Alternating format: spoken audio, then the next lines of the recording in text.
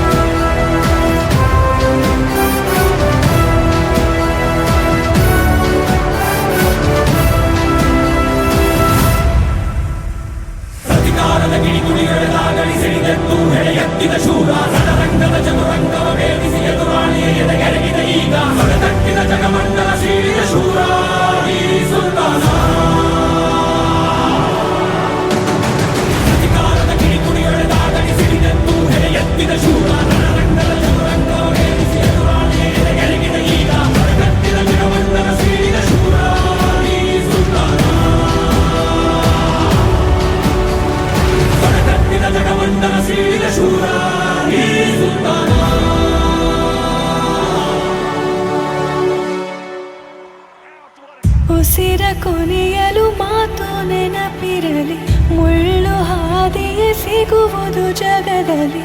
ಧರೆಯೇ ಉರಿದು ನಿಂತರೂ ಸಾಗಿವಾ ಹಠವಾ